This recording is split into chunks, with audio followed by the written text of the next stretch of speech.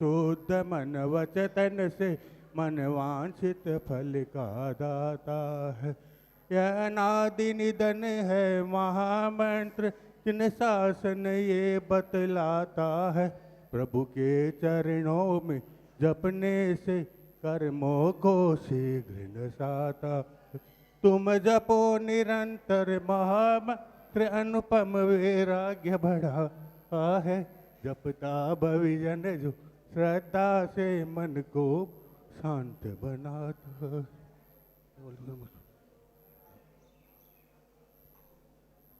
सभी हाथ जोड़ेंगे और महाराज से निवेदन करेंगे कि वो हमें जनवाणी का ज्ञान कराकर अनुग्रहित करें। नमोस्तु भगवान, नमोस्तु भगवान, नमोस्तु भगवान।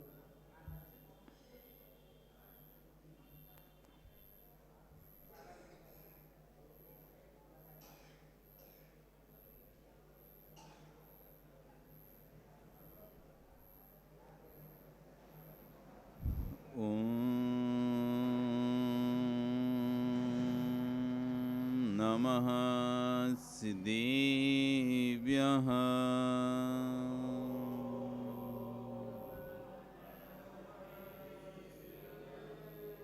ॐ नमः सिद्धेभ्यः।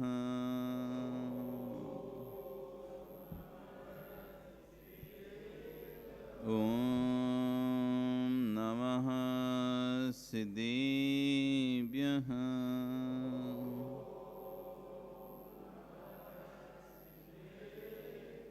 तिर्यणि खग्गिणाय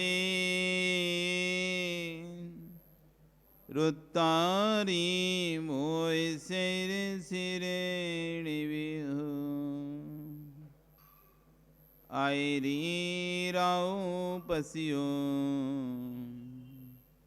परवादिन्यो भव्य जी लोए। नमो हरियंताणं नमो सिद्धाणं नमो आयरियाणं नमो अच्छायाणं नमो लोए सव्यसाहणं। बोले अनंत अनंत परमेष्टि भगवान की जय हो। आदिरम आदिनाथ भगवान की जय हो। वर्तमान शासन महावीर भगवान की जय हो। आचार्य कुंद कुंदेव स्वामी महाराज की जय हो। आचार्य गुरु विश्व सागर जी महाराज की जय हो। अहिंसा में विश्व धर्म की जय हो। बोलो मुनि श्री 108 हरिजीत सागर जी महाराज की जय हो। भवबंधु,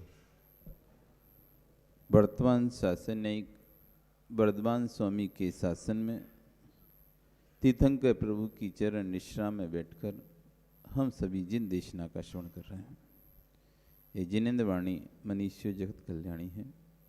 आचार्य हुवन कुंद कुंदेव स्वामी महाराज ग्रंथ राज रेणसार जी में श्रवण और श्रावक उभय धर्मों की व्याख्यान कर रहे हैं और वहीं व्याख्यान में आज अंतरात्मा के लक्षण को गाथा के माध्यम से यहाँ पर हम सभी को बता रहे हैं कि अंतरात्मा किसे कहते हैं। शिवीणे वीणा भुज्यति विषयां देहादि भिन्न भाव मदी भुंजदिनी अप्रूवो शिव सुहृतो दुमज्जिमपोसो। शिवीणेन वीणा भुंजति, जो स्वप्न में भी नहीं भोगता है किसको? विषयाई विषयों को, देहादि भिन्नम भावमदि, देह से भिन्न जो विषय सुख आदि हैं उनकी स्वप्न में भी इच्छा नहीं करता है। उनकी स्वप्न में भी इच्छा नहीं करता है। भुंजदि नियप्रूवो, भोग करता है निज स्वरूपों का। शिव सुरत्तो, शिव सुख में लीन रहता है। मध्यम अपो, मध्यम अंतरात्मा होता है। जो आत्मा देह आदि से भिन्न मानने वाले, जो स्वप्न में भी विषय आदि को नहीं भोगता है, आत्मा के निस्वरूप का अनुभव करता है, सो शिव सुख में लीन रहता है, वह मध्यम आत्मा अंतरात्मा होता है।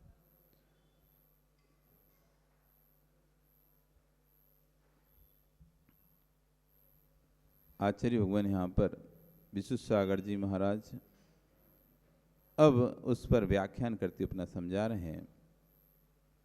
आत्मा का क्रमिक विकास ही परमात्मा है।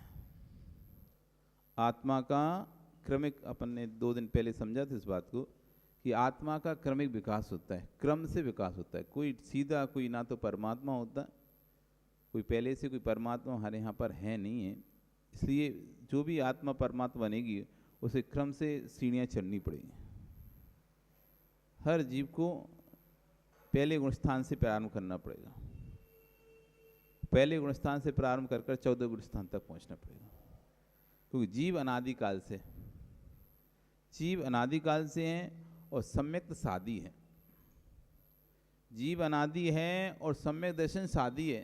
सादी मतलब प्राप्त होता है सम्यक दर्शन। सम्यक दर्शन प्राप्त होता है, मिथ्यात्व अनादि से है। जीव अनादि से है, उसके साथ मिथ्यात्व भी अनादि से है। जीव पुरुषार्थ करके सम्यक को प्रकट करता है। इसलिए प्रथम गुण स्थान में प्रत्येक जीव रहा है। जितने परमात्मा रहे वो भी किसी ना किसी पर्याय में प्रथम गुण स्थान में रहे। जब तक छाय सम्यक प्राप्त नहीं किया उन्होंने, तब तक, जब तक सम्यक दर्शन प्राप्त नहीं किया उन्होंने, तब तक वो भी उनकी पर्याय में मिथ्या दृष्टि थी। महावीर भगवान आज महावीर भगवान है, लेकिन जब वो मारीची पर्याय में थे तब मिथ्या दृष्टि थे। अकौआ की पर्याय में थे तब मिथ्या दृष्टि थे। भील की पर्याय में थे तब मिथ्या दृष्टि थे। तो जो भी परमात्मा बने हैं सबने क्रमिक विकास किया, क्रम से विकास किया। मिथ्यात्व का त्याग करके सबसे पहले सम्यक को प्राप्त किया। मिथ्यात्व का त्याग किया, सीधे भगवान नहीं बने। पहले मिथ्यात्व त्याग करके 4थे गुण स्थान में आए, 4थे गुण स्थान से 6वें गुण स्थान में आए, 6वें गुण स्थान से 7वें में, 7वें से 8वें में, 8वें से 9वें में, 9वें से 10वें में, 10वें से 12वें में, और 12वें से फिर सीधा 13वें में और 14वें में। क्रम से सीढ़ियां चढ़ी हैं। जो भी भगवान बनेगा उसे इसी क्रम से चढ़ना ही पड़ेगा। 1-2 पायदान एक्स्ट्रा हो सकते हैं, जैसे पहले से 4था, 5वां, 6वां, कोई 5वां छोड़ सकता है। सम्यक दर्शन 4थे गुण स्थान सीधा दीक्षा ले ले तो 5वीं जरूरत नहीं उसे, अणुवृत्ति बनने की जरूरत नहीं, सीधा महावृत्ति बन गया तो 5वां गुण स्थान छूट गया बीच का। 4थे से सीधा 6ठा हो सकता है, लेकिन 6वें के बाद अब सब क्रम से। 6वें से सीधा कोई 13वें पे नहीं पहुंच जाएगा एकदम। 6वें से 7वें में आना पड़ेगा, 7वें से 8वें गुण स्थान में आना पड़ेगा, 8वें से 9वें में आना पड़ेगा, 9वें से 10वें आना पड़ेगा। अब यहाँ पर ऑप्शन उसके बाद 10 से 11 में भी जा सकता है और 10 से डायरेक्ट 12 में भी जा सकता है। 10 से 11वें गुण स्थान में जाता है, उससे वापस रिटर्न आना पड़ेगा, फिर नीचे आना पड़ेगा। 12वीं में आता है तो फिर कभी नीचे नहीं आएगा, फिर ऊपर जाएगा। जैसे आप खेल होते हैं ना, खेलों में देखते हैं इस पृष्ठ का उत्तर दे दिया, इस पृष्ठ का उत्तर दे दिया, तो अब यहाँ तक की तुम्हारी राशि फिक्स हो गई, अब वापस कटेगी नहीं। और इस पृष्ठ का उत्तर गलत दिया तो जितनी थी वो भी घट जाएगी, है? हाँ, जितना एक प्रश्न ऐसा, एक पड़ाव ऐसा आता है, एक स्टॉप ऐसा आता है कि यदि आप इस प्रश्न का उत्तर दे देते हैं तो जितनी राशि अभी तक आप जीत चुके हैं वो अब फिक्स है। अब गलत उत्तर भी देंगे तो उतनी तो मिलेगी कम से कम, वो कहीं नहीं जाएगी, बढ़ जाएगी। और यदि एक ऐसा आता है इसका दिया तो आप क्या चले जाएंगे, डाउन में चले जाओगे, नीचे चले जाओगे। तो ऐसे ही 10वें गुण स्थान के बाद एक पड़ाव आ रहा है, 11वां और 12वां 2 गुण स्थान है।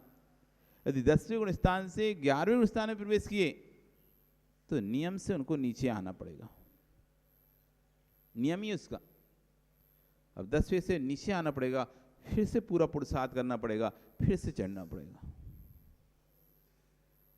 यदि 10वें से 11वां छोड़कर सीधा डायरेक्ट 12वें गुण स्थान में पहुंचते हैं तो अब उनको ऊपर नीचे नहीं उतरना। अब 12वें गुण स्थान से सीधा 13वां और 13वें गुण स्थान से 14वां और उसके बाद सीधा सिद्ध। 10वें गुण स्थान पर एक पड़ाव आता है।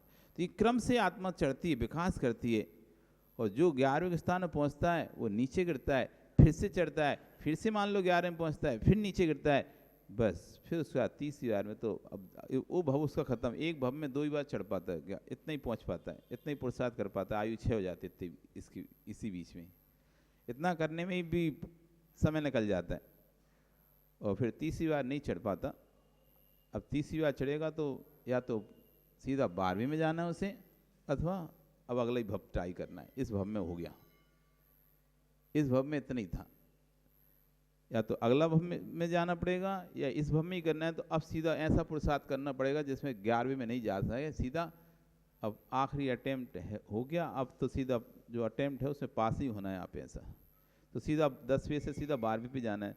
तो 3 उसके 2 ऑप्शन उनके पास रहते हैं। तो यहाँ पे कह रहे हैं आत्मा क्रम से विकास को प्राप्त होती है। बीज अंकुरित होता है, अंकुरण पौधा बनता है, पौधा वृक्ष बनता है, वही क्रम है। बीज अंकुरित होता है, मिथ्या दृष्टि सम्यक दृष्टि होता है, सम्यक दृष्टि अणुवृत्ति होता है, अणुवृत्ति महावृत्ति होता है, बीज अंकुरित हुआ, अंकुरित पौधा बना और पौधा वृक्ष बना, ये महावृत्ति तक हो गए। फिर कह रहे हैं पौधा वृक्ष बना, वृक्ष में फूल आए, 13वां गुण स्थान हो गया। वृक्ष में फूल आए और फूल में फल आए और सिद्ध अवस्था फल हो गई। हमारा जो हमारी तपस्या है उसका फल क्या है? सिद्धालय। जो भी तपस्या कर रहे हैं उसका फल क्या है? ये व्यक्ति गाछ लगा रहे हैं अपने घर में, फल का गाछ लगा रहे हैं, तो आखिरी उसका फल क्या उसे चाहिए कि जो गाछ हम लगा रहे हैं, चाहे नारियल का गाछ लगा रहे हो, चाहे किसी भी वृक्ष का फल का गाछ लगा रहे हो, आखिरी में उसका बस उद्देश्य तो ये ना फल चाहिए। आखिरी उद्देश्य फल प्राप्त हो गया, खत्म। उसका मतलब सफल हो गया उसका गाछ लगाना। नहीं तो गाछ लगाया और फल ना मिले तो कोई मतलब नहीं गाछ लगाने से। बहुत से अपन ऐसे गाछ लगते हैं, घरों में लगाते हैं लोग कि गाछ लगाते हैं, लेकिन वो फल नहीं दे पाते, तो फिर उसका नहीं रहता, तो आदमी फिर कहता है हटाओ इसे, कोई काम का ही नहीं। तो फल के लिए तो गाछ लगाया था। ऐसी जो साधना है उसका एक फल है। क्या है फल? आप क्या फल चाहते, क्यों साधना कर रहे हैं? तो हमको सिद्ध फल चाहिए, सिद्ध फल चाहिए। तो क्रमिक विकास वो सिद्ध फल मिलेगा, क्रम से मिलेगा।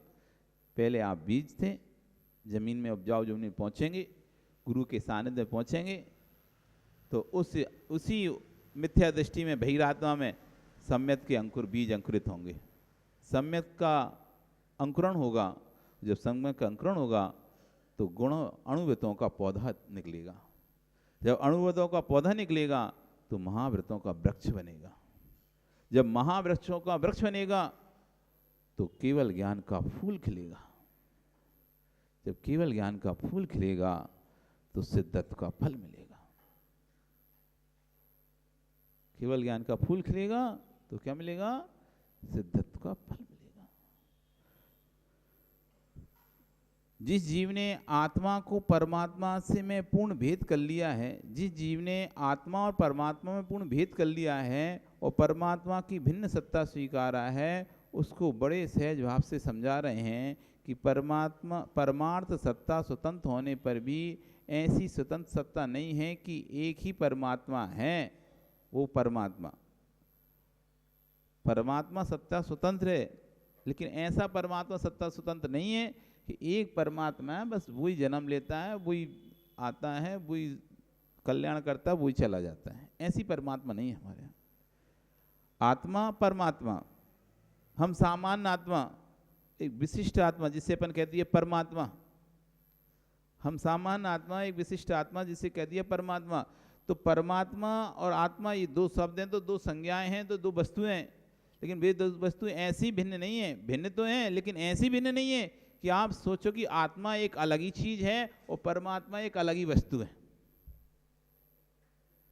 ऐसे भिन्न नहीं समझना कि आत्मा का स्टॉकेज अलग है और परमात्मा का स्टॉक अलग है, तो उस स्टॉक में से परमात्मा बनते हैं और इसमें से हम बनते हैं। ऐसा भिन्न नहीं समझना। ऐसा समझना जैसे एक ही गेहूं की बोरी है, एक ही चावल की बोरी है, जब प्रोसेसिंग में जाती है तो उसी में से टुकड़न चावल अलग हो जाती है, लंबा चावल अलग हो जाता है, कंकड़ अलग हो जाता है, चावल अलग हो जाता है, भूसी अलग हो जाती है। उसी में से ग्रेड बनती हैं, एक ही है। अलग अलग चावल की ग्रेड बनी, इसका मतलब नहीं अलग अलग चावल थे, वे अलग अलग खेतों में उगे थे। एक ही खेत में उगना उगा हुआ चावल, एक ही जगह से आया हुआ चावल, उसमें 4 ग्रेड बन जाती नहीं बन जाती? 4 प्रकार का निकल जाता है, निकल जाता। तो 4 प्रकार का निकला है, तो इसका मतलब ये थोड़ी ना 4 खेत अलग अलग थे। 4 प्रकार के चावल के बोरे आपके पास आए, तो इसका मतलब ये नहीं समझना कि 4 प्रकार के खेत थे। खेत एक ही प्रकार का था, प्रोसेसिंग जैसी हुई है, उसमें छोटा अलग छट गया, बड़ा अलग छट गया, टुकड़न अलग छट गई। अलग अलग छटने से अलग अलग प्रकार का चावल दिख रहा है। तो अलग अलग प्रकार का चावल जो हमें दिखाई दे रहा है, वो वास्तव में एक ही चावल था।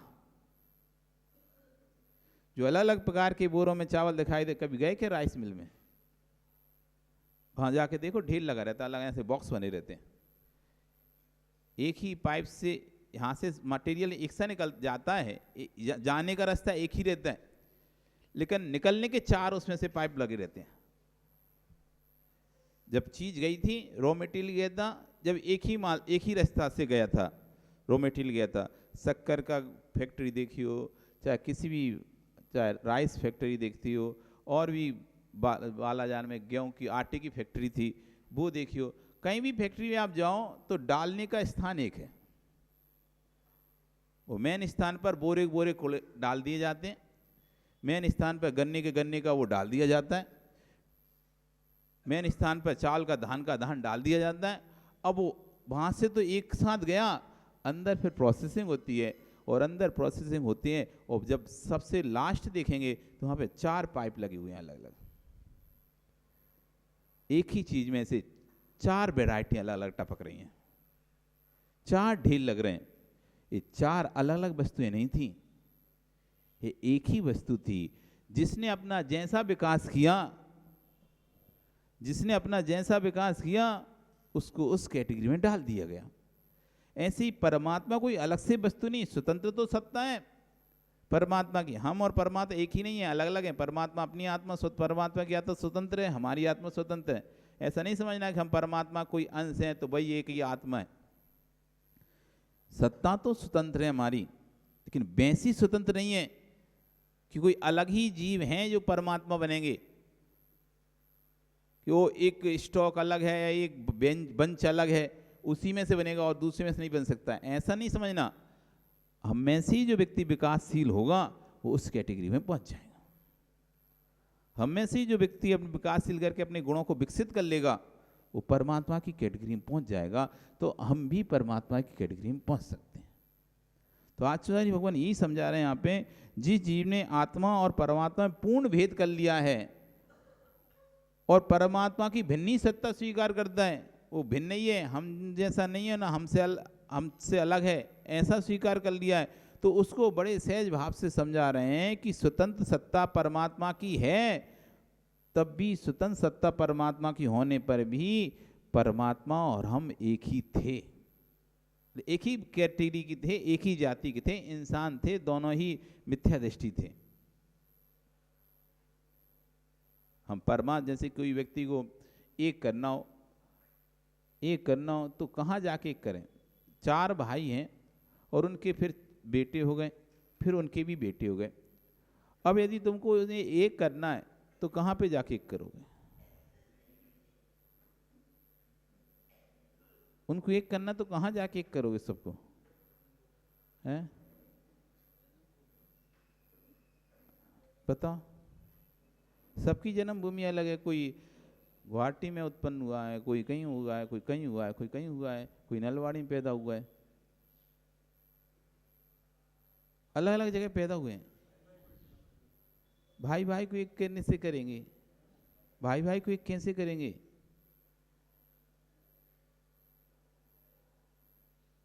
भाई भाई को एक कैसे करेंगे बताओ? बढ़ो आगे, पता चलेगा। हैं? दादा को याद करना पड़ेगा। दादा को याद करेंगे जब हम दादा पर फोकस करेंगे तो पूरे एक हैं। जहां से मूल धारा निकली है कि ये इनके 2 बेटे, फिर इनके 4 बेटे, फिर उनके 10 बेटे, अब सबको इकट्ठा करना है, तो हम इधर एक को करेंगे तो ये छूट जाए, एक को करेंगे तो ये छूटता है, उसको करेंगे तो वो छूटता है। यदि हम ऊपर जहाँ मूल ब्रांच जहाँ से निकली हुई थी वो दादा पर फोकस करेंगे तो सब एक हो जाएंगे। ऐसी परमात्मा अपना उन्होंने अपना किया, वो अलग आत्मा दिखाई दे रही है, जो अंतरात्मा है वो अलग आत्मा दिखाई दे रही है, बहिरात्मा अलग आत्मा, 3 आत्माएं दिखाई दे रही हैं, अलग अलग 3 प्रकार के लोग दिखाई दे रहे हैं। लेकिन इन सबको ले जाओ पीछे फ्लैशबैक में,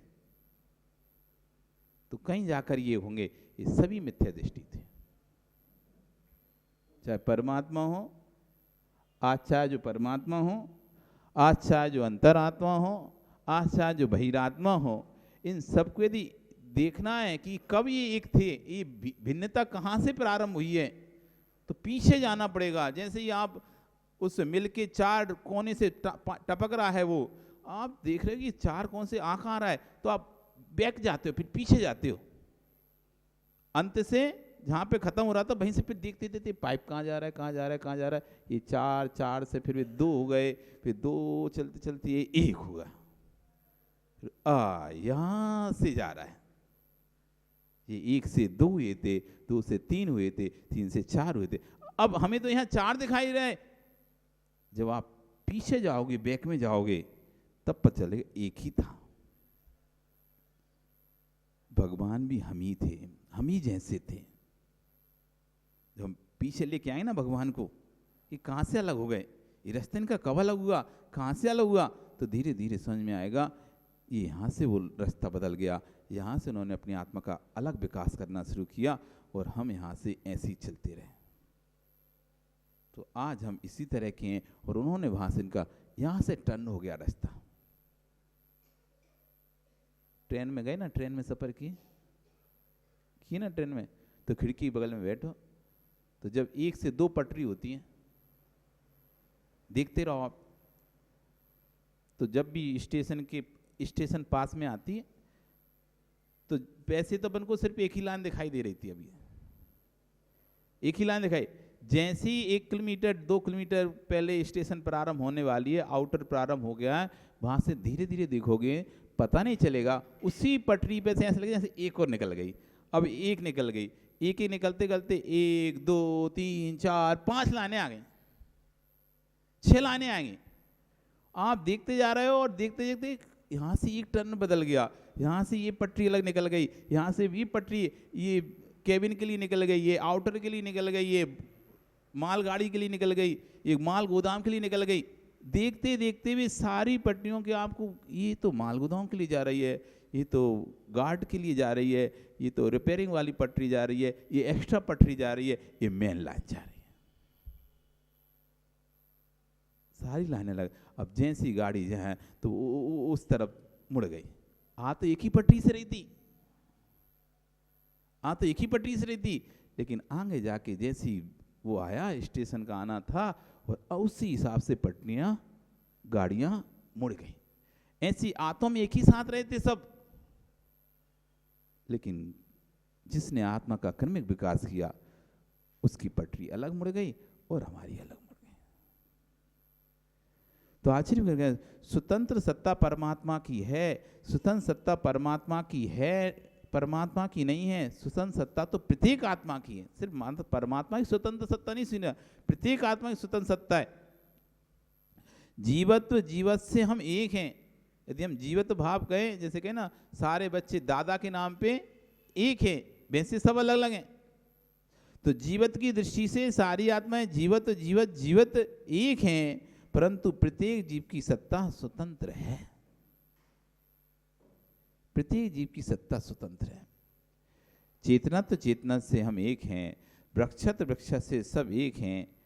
कितने भी वृक्ष हो, आम का हो, नीम का हो, बरगद का हो, पीपल का हो, वैसे अलग अलग हैं स्वतंत्र स्वतंत्र, लेकिन वृक्षत्व जिसमें वृक्षत्व पाया जाता है वो सब वृक्ष कहलाते, तो सभी एक साथ आ जाएंगे। परंतु प्रत्येक वृक्ष स्वतंत्र है। जैसे वृक्षपना शीशम में भी है, वृक्षपना सागौन में भी है, आम में भी है, नीम में भी है, संज्ञा सभी की वृक्ष है। क्या सभी वृक्ष एक हैं? अलग अलग हैं, फिर भी वृक्ष के नाम पर सब एक हैं। जगत के आचार्य ने क्या किया? जगत के आचार्य ने क्या किया? ईश्वर सत्ता को ईश्वर सत्ता को स्वतंत्र घोषित करके और मुझे मात्र भक्त बनाकर छोड़ दिया। एक सामान्य सम्राट का सेवक भी सेवा करने के लिए कभी सेवक नहीं बनता है। एक सामान्य सम्राट का सेवक भी सेवा करने के लिए सेवक नहीं बनता, उसका भी एक उद्देश्य बनता है, कभी मैं इतनी अच्छी सेवा करूंगा, इतनी अच्छी सेवा करूंगा सम्राट की, ये खुश होकर मुझे फिर मंत्री बना लेगा, ऊंचा थोड़ा सा बढ़ाएगा ना। हर समय नौकर थोड़ी ना रहना चाहता वो। कोई भी आपके यहाँ नौकरी भी करता है तो वही क्या सोचता है, अब सेठ जी थोड़ा और आगे बढ़ाएंगे, पद बढ़ाएंगे, अभी मैनेजर बना देंगे, हम मुझे कैशियर बना देंगे, मैनेजर बना देंगे। इस तरह से क्रमिक विकास संस्थाओं में भी देखा जाता है। अच्छा काम करने वाले को, और व्यक्ति अच्छा काम इसलिए तो करता है कि भाई आगे बढ़ने के चांसेस हैं, इसलिए अच्छे से करें। अच्छे से करेंगे तो हमारी तनख्वाह बढ़ जाएगी, हमारा ओहदा बढ़ जाएगा, पद बढ़ जाएगा। हमेशा जो प्यून की नौकरी कर रहा है वो हमेशा प्यून के लिए थोड़ी ना नौकरी कर रहा है। स्कूलों में टीचर लगते थे तो टीचर बनने के लिए थोड़ी ना उनका उद्देश्य रहता था अभी टीचर बने हैं, अब धीरे धीरे हमको हेड मास्टर बनना है। इसी स्कूल में,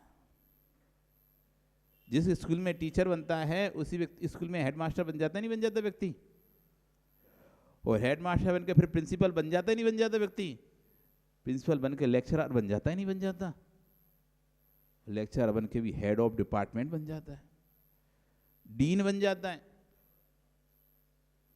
एक ही व्यक्ति जो धीरे धीरे चढ़ा था, हवलदार था, कांस्टेबल बना, दरोगा बना, टीआई बना, एसपी तक पहुंच गया धीरे धीरे बन के। तो क्रमिक विकास। तो कोई भी व्यक्ति सेवा करता है तो क्या सेवक बनने के लिए हमेशा सेवा नहीं करता, वो सेवक से भी ऊपर उठने के लिए सेवा करता है। तो आचार्यगण यही कह रहे हैं कि एक सामान्य सम्राट का सेवक भी सेवा करने के लिए कभी सेवक नहीं बनता है, बिना उद्देश्य के कोई सेवा नहीं करता है। सब उद्देश्य लेकर सेवा करते हैं कि हम इनकी सेवा करेंगे तो कल को हम भी इन्हीं जैसे बन जाएंगे। मैं परमात्मा की सेवा क्यों करूं? सच्चा भक्त भगवान की सेवा करने के लिए नहीं बनता है, भगवान बनने के लिए बनता है।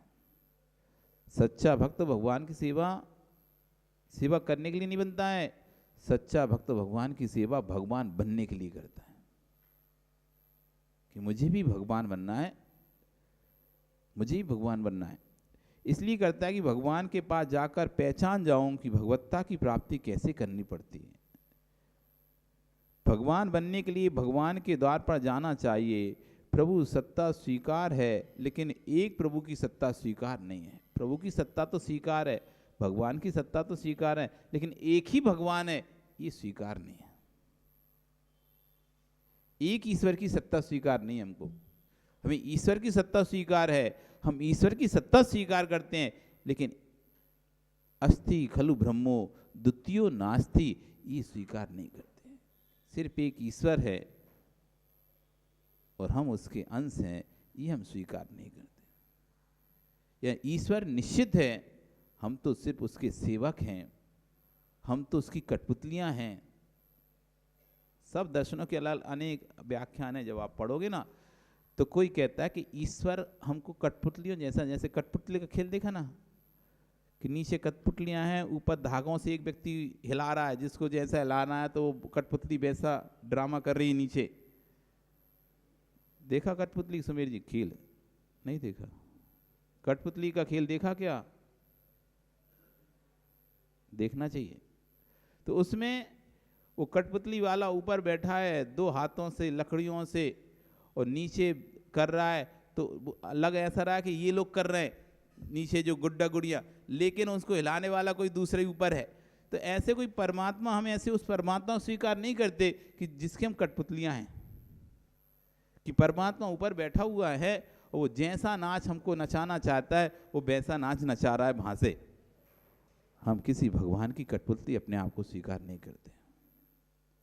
हम भगवान की सत्ता तो स्वीकार करते हैं, लेकिन अपनी सत्ता को किसी के हाथ में नहीं देते। हमारी सत्ता स्वयं भगवान के हाथ में नहीं है। हमारी सत्ता भी, हमारी सत्ता, हमारी क्रिया स्वयं हमारे हाथ में। इसलिए ये दिमाग से निकाल लो कि जैसा भगवान चाहेंगे वैसा होगा, जैसा प्रभु की मर्जी, जैसी ईश्वर की मर्जी। आप बोलते ना जैसी भगवान की मर्जी वही होगा। अपन क्या कर सकते हैं, जो भगवान की मर्जी होगी वही तो होगा। ये मर्जी वाला दर्शन नहीं है। यहाँ भगवान की कोई मर्जी नहीं चलती। ये मत सोचना भगवान है तो तुम पर अधिकार है, भगवान बने हैं तो तुम पर राज हो गया है। ये जैन दर्शन है, ऐसा दर्शन है यहाँ भगवान की मर्जी नहीं चलती। यहाँ हमारी स्वयं की मर्जी है।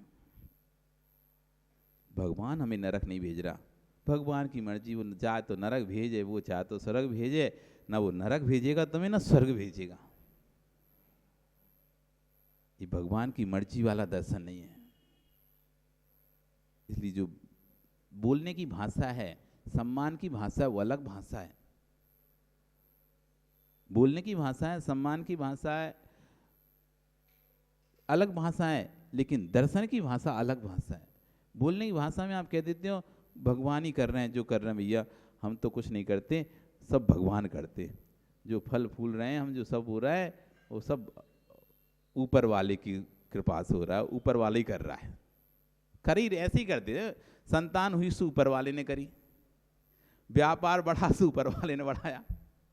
मतलब व्यापार बढ़ा तुम्हारा, और व्यापार में तुमने झूठ चोरी आदि करके जो व्यापार बढ़ा है वो भी ऊपर वाले नहीं बढ़ाया।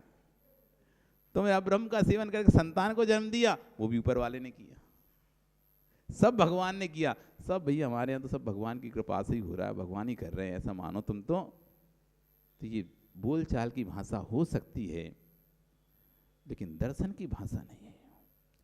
जैन दर्शन कभी स्वीकार नहीं करेगा कि भगवान करता है। हम तो अकर्तृत्ववादी भगवान को मानते हैं, जो हाथ पर हाथ धरे बैठे हुए हैं, अब कुछ करने भी जिन्हें शेष नहीं है, जो संपूर्ण कार्यों से कृत हो चुके हैं। कृत अब करने कुछ बचे ही नहीं है। जब बचे नहीं तो क्या तुम्हारे लिए करेंगे वो। इसलिए जो सत्ता स्वीकार भगवान की कर रहे हैं, हम भगवान बनने के लिए भगवान पर द्वार पर जा रहे हैं। हम प्रभु सत्ता स्वीकार है, लेकिन एक प्रभु की सत्ता स्वीकार नहीं है। ना ऐसे प्रभु की सत्ता स्वीकार है जो हमें अपना कठपुतली बनाकर नचाता है। ना ऐसे प्रभु की सत्ता स्वीकार है जो हमें अपना दास बनाकर रखता है। ना ऐसे प्रभु की सत्ता स्वीकार है जो खुद में विलीन करके रखता है। हमें प्रभु की सत्ता तो स्वीकार है, उस प्रभु की सत्ता स्वीकार है जो स्वयं अपने आनंद में लीन रहता है, और उनके बताए हुए पद चिन्हों पर चलने से जो आत्मा है वह भी उन्हीं के समान उन्हीं गुणों को प्राप्त करके उस आनंद में लीन हो जाती है। ऐसे प्रभु की सत्ता स्वीकार है। एक ही प्रभु बनकर बैठा रहे और सारे जगत के जीवों को भक्त बनाकर बिठाए रहे। ज्ञानियों जिन शासन कहता है कि जो सेवा करता है वह भी समझदार होकर के सम्राट बन जाता है। भगवान का भक्त जो सच्चा होता है वह नियम से भगवान बनता है। जो सच्चा भगवान का भक्त होगा वो नियम से एक दिन भगवान बनेगा। भारत ही नहीं विश्व को प्रजातंत्र शासन देने वाला यदि कोई है तो तीर्थंकर महावीर का गणतंत्र है। वैशाली का गणतंत्र सारे विश्व में प्रसिद्ध है। ये सबसे पहला गणतंत्र शासन था। प्रजातंत्र शासन कितना विशाल है। प्रजातंत्र में प्रत्येक जीव को सम्राट बनने का अवसर मिलता है। जिन शासन ही तो प्रजातंत्र शासन है। जैसे प्रजातंत्र होता है ना, एक तो होता है आपका राजशाही शासन होता है, जिसमें राजा का बेटा ही राजा बनेगा, राजा का बेटा युवराज बनेगा, वही सम्राट बनेगा। कोई सामान्य जनता को राजा बनने की कोई कहीं से कहीं कोई चांस नहीं है। लेकिन प्रजातंत्र में एक सामान्य व्यक्ति भी राजा बन सकता है। जो राजा है उसी का बेटा राजा बनेगा जरूरी नहीं है। प्रजातंत्र है यहाँ पे तो जनता जिसको आगे बढ़ाना चाहती है या जो स्वयं अपना विकास करके जनता के सामने आगे आएगा वो राजा बन जाएगा। ये परिवारवाद नहीं है यहाँ पे कि एक ही परिवार के लोग ही राजा बन रहे हो।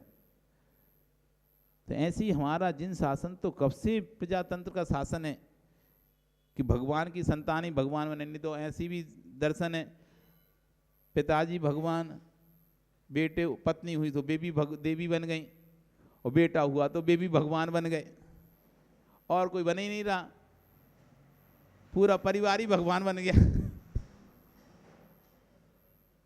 चाहे वे खिलौना बनाया था उन्होंने, खिलौना का भी भगवान बना दिया। खेल खेल के लिए खिलौना तैयार किया, उस खिलौने में जान डाली और बेबी भगवान बन गए। कोई भी पैदा हुआ संतान उनकी हुई भगवान, ऐसे दर्शन भी है। तो कह रहे हैं ये परिवारवाद वाला दर्शन नहीं है कि पूरा परिवार भगवान बन रहा है। ये तो प्रजातंत्र वाला दर्शन है। प्रत्येक आत्मा जो भी विकास करेगी वो भगवान बन सकती है। तो सबसे पहले गणतंत्र शासन था, प्रजातंत्र शासन कितना विशाल है। प्रजातंत्र में प्रत्येक जीव सम्राट बनने का अवसर मिलता है। जिन शासन ही प्रजातंत्र शासन है, जहाँ प्रत्येक जीव को भगवान बनने का अवसर मिलता है।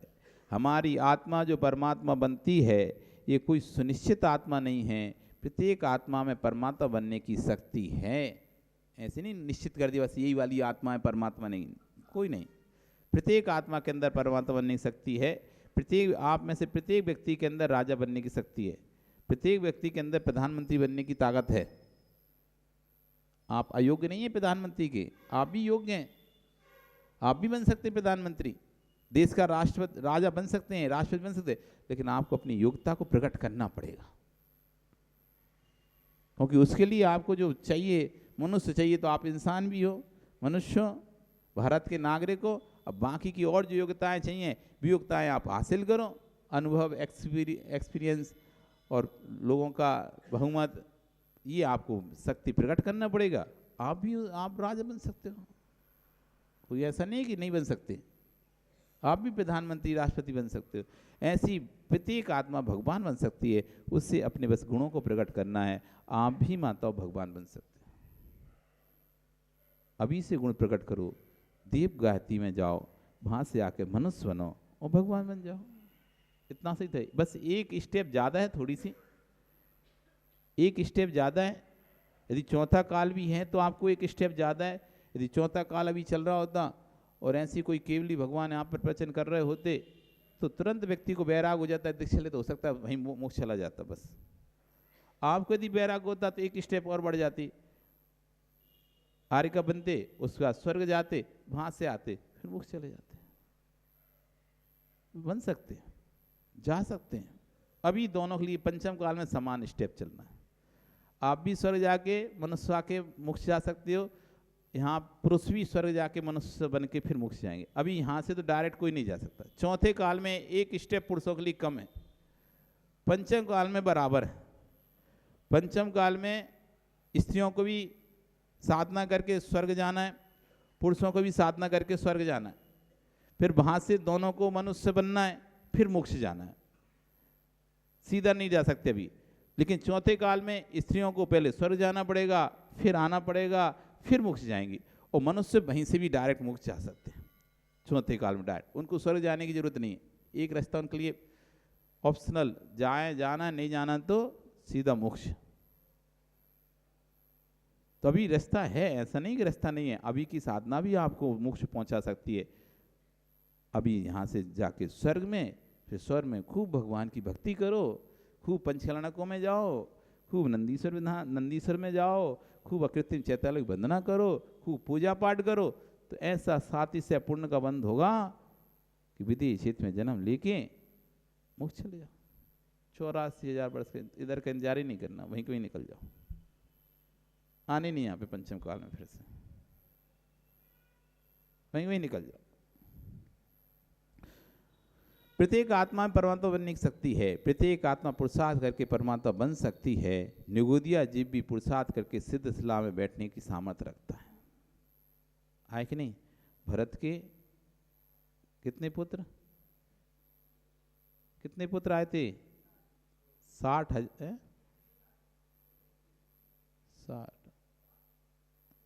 भरत के पुत्र थे, निगुस से निकलकर, है याद नहीं आ रहा, चलो। तो भरत के इतना तो पता है ना, है?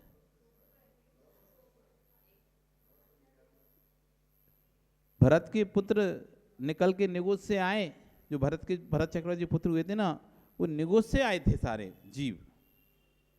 निगुस से निकल के दो प्रमाण है, एक तो डायरेक्ट मनुष्य बने एक प्रमाण के साथ, दूसरे प्रमाण से निगुस से निकले गिजाई बने, वो गिजाई से मरकर फिर भरत चक्रवर्ती के पुत्र बने। वो सभी मोक्ष चले गए, कोई भी नहीं रोका, सभी मोक्ष गए। निगुस भी देखो कहाँ निगुत पर्याय में, कहाँ निगुत पर्याय में, वो कहाँ सिद्ध पर्याय। एक श्वास में 18 बार जन्म मरण करने की पर्याय निगोद, जहाँ पर सोचने का भी समय नहीं है, उस पर्याय से मरकर गिजाई बने, और गिजाई मरकर भरत चक्रवर्ती के पुत्र बने, और वहाँ से सीधा मोक्ष, उसी पर्याय में मोक्ष, दूसरी धारण नहीं करी उन्होंने पर्याय। और पर्याय गई नहीं है कि वहाँ से देव बने हो फिर आए हो फिर नहीं, निगुस से निकले सीधा गिजाई, गिजाई से मरे सो सीधा मनुष्य, मनुष्य बने तो मोक्ष। आप सोचो भगवान बनने वाली आत्मा कहाँ रह सकती है, कहीं भी रह सकती है। प्रत्येक निगोदिया जीव में भी पुरुषार्थ करके सिद्ध सलाह पर बैठने की सामर्थ्य रखता है। भाग अपना काम करेगा, लेकिन भाग बनाने वाला भाग नहीं है, भाग बनाने वाला पुरुषार्थ है। भाग काम करता है, लेकिन भाग को बनाने वाला कौन? हमारे भाग को बनाने वाला कौन? भगवान। तो हमारा ही स्वयं का पुरुषार्थ। भगवान हमारा भाग विधाता नहीं है, भगवान हमारे भाग का विधाता नहीं है, हम स्वयं अपने भाग के विधाता हैं। ईश्वर चाहे कि हमारा भाग लिखे, तो ईश्वर हमारा भाग नहीं लिख सकता।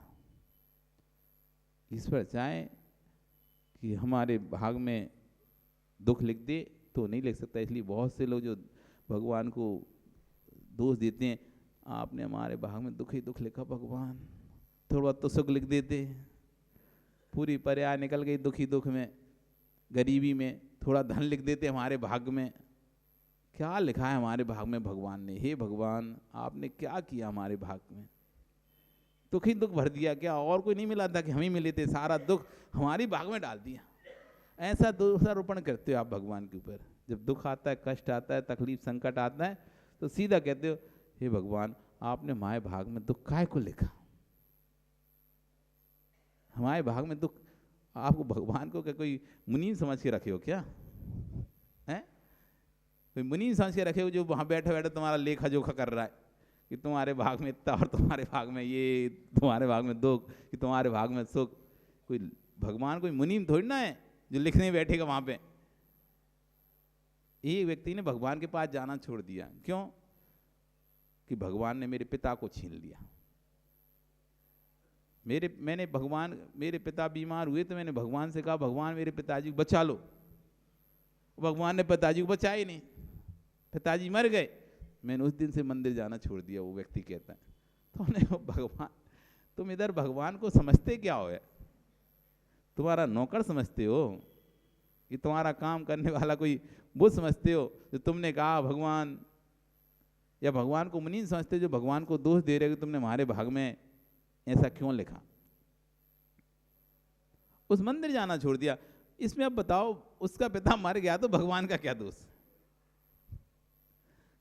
कहीं हम इतनी भगवान से भक्ति करें, इतनी प्रार्थना करें, तब भी भगवान नहीं बचाए, इसलिए भगवान का दोष। अजीब अजीब प्रकार के लोग हैं। ये क्यों है? क्योंकि उनको भी भगवत सत्ता का बोध ही नहीं है, भगवान के स्वरूप का ही बोध नहीं है, भगवान का ज्ञान ही नहीं है। उन्होंने टीवी में जो देख रखा है, बस टीवी का वो दिमाग में फतूर भर चुका है। तो टीवी में देखकर ऐसे ही देख रहा है, कहीं भगवान से प्रार्थना करते हैं तो भगवान प्रकट हो जाते हैं और थास तू जा बच्चा तेरा काम हो जाए। ऐसा एक इमेजिंग बना के रखिए।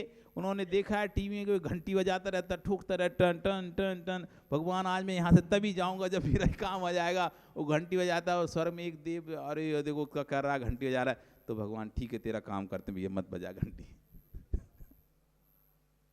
तो ऐसे ही आदमी सोचता है कि जैसे हमने देखा है टीवियों में कि भगवान ऐसे आ जाते हैं, तो वैसे वो यहाँ पे कर रहा है प्रक्रिया। खाना खाना छोड़ दिया, ये करना छोड़ दिया, मेरे पिता को बचाओ भगवान आप। अभी नहीं बचे सो फिर अब दोषारोपण। तस्वीर घर में लगी भी तो तस्वीर फोड़ देता है व्यक्ति।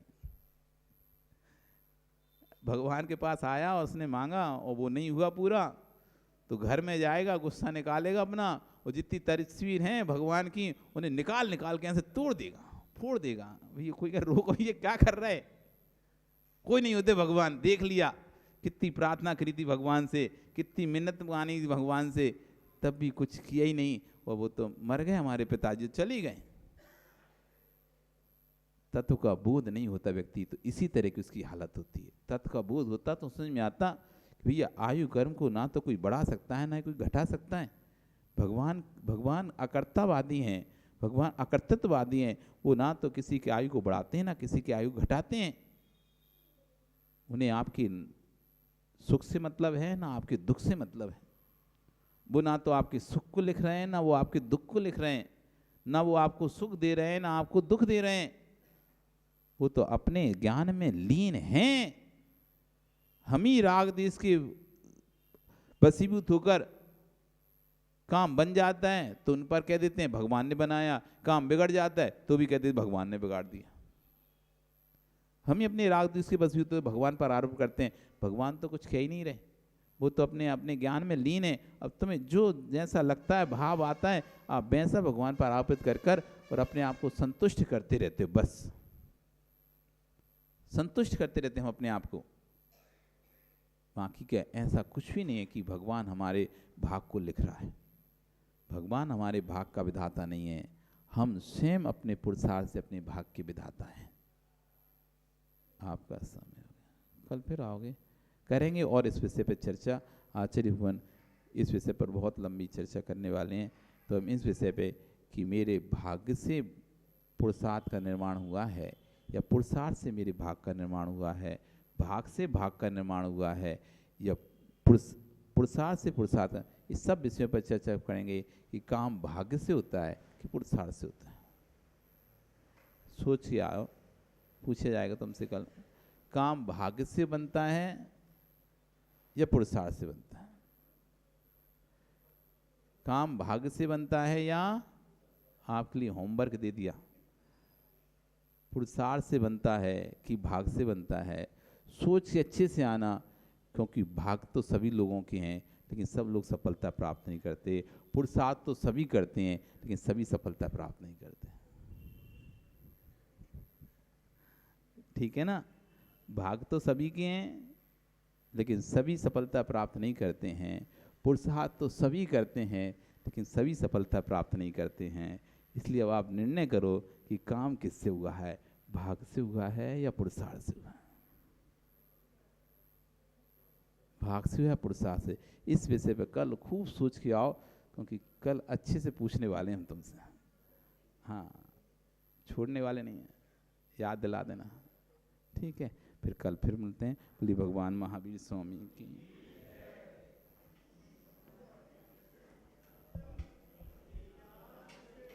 सूझे लो कालो सोवाणी मस्तके नमो सदा देत हूँ।